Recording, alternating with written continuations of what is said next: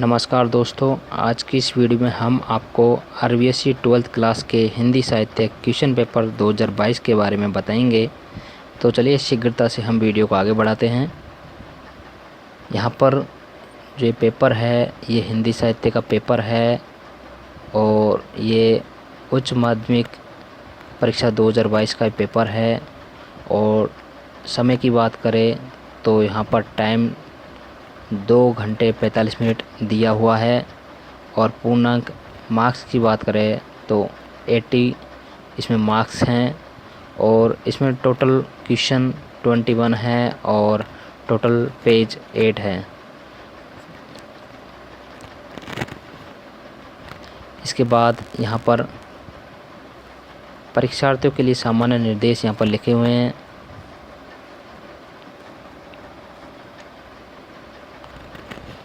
ये सभी निर्देश आपको ध्यान से पढ़ लेने हैं। इसके बाद हम यहाँ पर बात करते हैं खंड ए के बारे में। तो यहाँ पर फर्स्ट क्वेश्चन है, निम्नलिखित अपठित गद्यांश को ध्यानपूर्वक पढ़कर दिए गए वस्तुनिष्ठ प्रश्नों के उत्तर अपनी उत्तर पुस्तिका में लिखिए। तो ये आपको एक ये अपठित गद्यांश दिया हुआ है, ये आपको ध्यान से पढ़ लेना है। इसको ध्यान से पढ़ लीजिए और नीचे क्वेश्चंस इस गद्यांश के संबंध में दिए हुए हैं। इसका पहला क्वेश्चन है, उपयुक्त गद्यांश का उचित शीर्षक है। तो इसका राइट आंसर हो जाएगा भारतीय संस्कृति। इसका दूसरा क्वेश्चन है, मनुस्मृति में धर्म के कितने लक्षण बतलाए गए हैं। तो इसका राइट आंसर हो जाएगा 10। और इसका थर्ड क्वेश्चन है, श्रीमद् भगवत गीता में देवी संपदा वालों के लक्षणों में पहला स्थान किसे दिया गया है। तो इसका राइट आंसर हो जाएगा अभय। इसके बाद फोर्थ क्वेश्चन की बात करें तो रघुवंश में किस कुल के राजाओं के गुण बतलाए गए हैं। तो इसका राइट आंसर हो जाएगा रघुकुल के। फिफ्थ क्वेश्चन की बात करें तो अनुकूल शब्द का विपरीतार्थक शब्द है। तो इसका राइट आंसर हो जाएगा प्रतिकूल। और इसका जो एक गद्यांश है, इसका लास्ट क्वेश्चन है, सिक्स्थ, भारत में किस पर विशेष बल दिया गया है। तो इसका राइट आंसर हो जाएगा संस्कृति के आंतरिक अंगों पर। इसके बाद हम यहाँ पर बात करेंगे पद्यांश के बारे में। गद्यांश हमारा कंप्लीट हो चुका है। यहाँ पर फर्स्ट क्वेश्चन का ही, निम्नलिखित अपठित पद्यांश को ध्यानपूर्वक पढ़कर दिए गए वस्तुनिष्ठ प्रश्नों के उत्तर अपनी उत्तर पुस्तिका में लिखिए। तो ये पद्यांश आपको ध्यानपूर्वक पढ़ लेना है। इसको आपको पढ़ लेना है। और यहाँ पर इसका जो सेवंथ क्वेश्चन है, क्वेश्चन फर्स्ट का सेवंथ क्वेश्चन है, उपयुक्त पद्यांश का उचित शीर्षक है। तो इसका राइट आंसर है बचपन। और एट्थ इसका क्वेश्चन है, बचपन में क्या नहीं होता था। तो इसका राइट आंसर हो जाएगा पुरुषार्थ ज्ञान का मोह। इसके बाद हम बात करें नाइन्थ क्वेश्चन के बारे में, मधुर शब्द का विलोम शब्द है। तो इसका राइट आंसर हो जाएगा कटु। इसके बाद हम बात करें 10th क्वेश्चन के बारे में। तो यहाँ पर छुआछूत किसने जानी पंक्ति का अर्थ है। तो इसका राइट आंसर हो जाएगा छुआछूत को नहीं जानते थे। इसके बाद हम बात करें 11th क्वेश्चन के बारे में, अंगूठा चूसने को किसके समकक्ष माना। तो इसका राइट आंसर हो जाएगा अमृत पीने के। इसके बाद इसका लास्ट, फर्स्ट क्वेश्चन का लास्ट और 12th इसका क्वेश्चन है, आंसू शब्द का तत्सम शब्द है। तो इसका राइट आंसर हो जाएगा अश्रु। इसके बाद हम बात करते हैं सेकंड क्वेश्चन के बारे में, दिए गए रिक्त स्थानों की पूर्ति कीजिए। यहाँ पर आपको कुछ रिक्त स्थान दिए हुए हैं, उनकी आपको पूर्ति करनी है। तो यहाँ पर जो पहला है, वाक्य का अर्थ पढ़ने के साथ सहज समझ आ जाए वहाँ गुण होता है, तो वहाँ कौन सा गुण होता है? वहाँ पर प्रसाद गुण होता है, प्रसाद गुण। इसके बाद सेकंड क्वेश्चन की बात करें, काव्य के रसास्वादन में बाधा पहुँचाने वाले तत्व कहलाते हैं, तो इसका राइट आंसर क्या होगा? काव्य दोष। इसका राइट आंसर होगा काव्य दोष। इसके बाद थर्ड क्वेश्चन की बात करें, गीतिका छंद के प्रत्येक चरण में मात्राएं होती हैं, तो इसका राइट आंसर हो जाएगा 26 मात्राएं होती हैं। इसके बाद फोर्थ क्वेश्चन की बात करें, छंद में लघु वर्ण का संकेत चिन्ह एवं गुरु वर्ण का संकेत चिन्ह होता है, तो इसमें जो लघु वर्ण है उसमें इंग्लिश जो लैंग्वेज है उसका स्मॉल एल होता है और गुरु वर्ण होता है और वो एस होता है। एल और एस की तरह ये इसका चिन्ह होता है। इसके बाद हम बात करें फिफ्थ क्वेश्चन के बारे में, तो इसका फिफ्थ क्वेश्चन है, अलंकार मुख्य रूप से प्रकार के होते हैं, तो अलंकार मुख्य रूप से 3 प्रकार के होते हैं।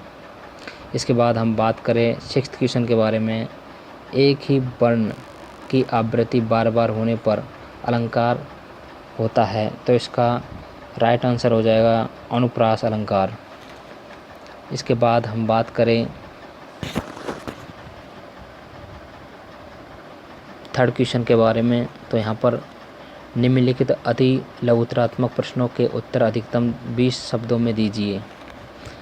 आपको इन सभी क्वेश्चनों के जो उत्तर है 20 शब्दों में देना है। पहला है, इसका फर्स्ट क्वेश्चन है, थर्ड क्वेश्चन का फर्स्ट क्वेश्चन, रूपक अलंकार की परिभाषा लिखिए। और इसका सेकंड क्वेश्चन है, मानवीकरण अलंकार का उदाहरण लिखिए।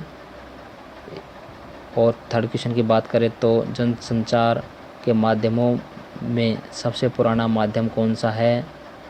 और फोर्थ क्वेश्चन की बात करें तो समाचार की शुरुआत में प्रयुक्त होने वाले 2 ककार लिखिए।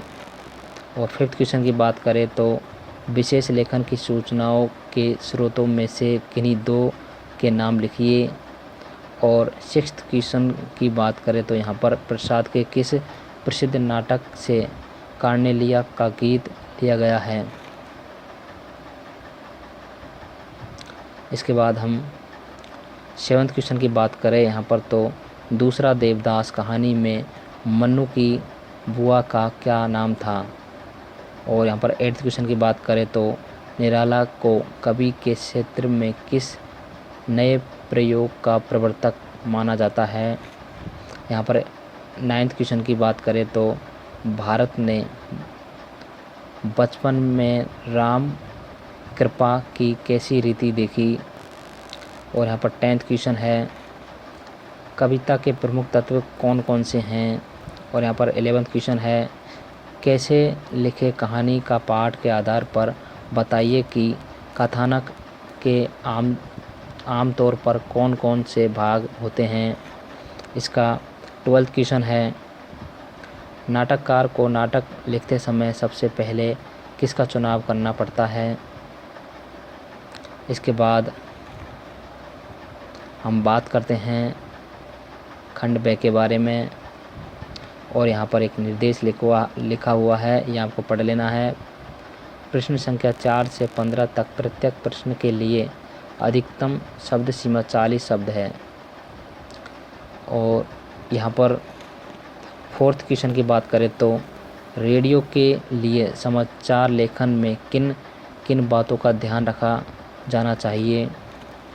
और 5th क्वेश्चन की बात करें तो 5 क्वेश्चन है इसका, विशेष लेखन स्वरूप और प्रकार अध्याय के आधार पर लिखिए कि विशेष लेखन की भाषा शैली कैसी होनी चाहिए। इसके बाद 6th क्वेश्चन की बात करें तो तुम गांव छोड़कर मत जाओ संबंधिया कहानी में प्रयुक्त इस कथन में निहित भाव को स्पष्ट कीजिए। इसके बाद बात करें 7th क्वेश्चन के बारे में, 4 हाथ लघु कथा में मिल मालिक ने मजदूरों के अतिरिक्त हाथ लगवाने के लिए क्या क्या प्रयत्न किए। इसके बाद हम बात करें 8th क्वेश्चन के बारे में, पंडित चंद्रधर शर्मा गुलेरी या असगर वजाहत में से किसी एक रचनाकार का साहित्यिक परिचय लिखिए। इसके बाद हम 9th क्वेश्चन की बात करें, दिशा कविता का मूल भाव लिखिए। इसके बाद बात करें 10th क्वेश्चन के बारे में, माँ सरस्वती की उदारता का बचपन, माँ सरस्वती की उदारता का बखान करने में कवि केशवदास कवियों को असमर्थ क्यों मानते हैं। इसके बाद बात करें 11th क्वेश्चन के बारे में, सच्चिदानंद हीरानंद वात्स्यायन अज्ञे अथवा विद्यापति में से किसी एक का साहित्यिक परिचय लिखिए। और यहाँ पर बात करें 12th क्वेश्चन के बारे में, सूरदास की झोंपड़ी पाठ के आधार पर लिखिए कि पूरे मोहल्ले में सूरदास की बदनामी क्यों हुई। इसके बाद हम बात करें 13th क्वेश्चन के बारे में, भूप दादा को पहाड़ पर अकेला बताने की रूप की बात का भूप दादा क्या उत्तर देते हैं। इसके बाद हम बात करते हैं 14th क्वेश्चन के बारे में, खूब खूब मनाओ दशहरा दिवाली पंक्ति का अपना मालवा खाओ उजाड़ू सभ्यता में पाठ के आधार पर आशय स्पष्ट कीजिए। इसके बाद हम बात करें 15th क्वेश्चन के बारे में, आरोहण कहानी में वर्णित पर्वतीय सौंदर्य को अपने शब्दों में लिखिए। इसके बाद हम बात करते हैं खंड से के बारे में, तो खंड से में इसका 16th क्वेश्चन है इसका दूसरा देवदास कहानी का कथानक संक्षेप में अपने शब्दों में लिखिए। अथवा में बात करें तो इसका अथवा में है, विकास के नाम पर पर्यावरण विनाश एवं विस्थापन की यातना को मनुष्य भोग रहा है, जहाँ कोई वापसी नहीं। पाठ के आधार पर कथन की समीक्षा कीजिए। इसके बाद बात करें 7th क्वेश्चन के बारे में, भारत की किन किन विशेषताओं को कार्नेलिया का गीत कविता में चित्रित किया गया है। इसके अथवा की बात करें तो सरोज स्मृति कविता का केंद्रीय भाव लिखिए। अब बात करें 18th क्वेश्चन के बारे में, सूरदास की झोंपड़ी पाठ के आधार पर सूरदास की चारित्रिक विशेषताएं लिखिए। इसके अथवा की बात करें तो अथवा में है, आरोहण कहानी के आधार पर भूप दादा की चारित्रिक विशेषताएं लिखिए। अब हम बात करें खंड दे के बारे में, तो खंड दे का 19th क्वेश्चन है, निम्नलिखित पठित पद्यांश में से किसी एक की सप्रसंग व्याख्या कीजिए। आपको यहाँ पर 2 पद्यांश दिए हुए हैं, उनमें से एक की सप्रसंग व्याख्या करनी है। आपको ये पद्यांश ध्यान से पढ़ लेना है और ये पद्यांश अथवा में है। इन दोनों में से आपको एक पर सप्रसंग व्याख्या करनी है। इसके बाद हम बात करें 20 क्वेश्चन के बारे में, निम्नलिखित पठित गद्यांश में से किसी एक की सप्रसंग व्याख्या कीजिए। तो यहाँ पर एक गद्यांश दिया हुआ है, इन दोनों में से आपको किसी एक गद्यांश की सप्रसंग व्याख्या करनी है। आपको ध्यान से इसको पढ़ लेना है। इसके बाद हम बात करें 21 क्वेश्चन के बारे में, निम्नलिखित में से किसी एक विषय पर 400 शब्दों में निबंध लिखिए। तो यहाँ पर आपको 400 शब्दों में निबंध लिखना है। इनमें से पहला है पर्यावरण संरक्षण, समय की मांग, दूसरा है कंप्यूटर क्रांति, बदलता जीवन, और तीसरा है कोरोना काल, नई चुनौतियाँ, और चौथा है यदि मैं प्रधानाचार्य होता। ये 21 क्वेश्चन मैंने आपको सारे क्वेश्चन इसके बता दिए हैं।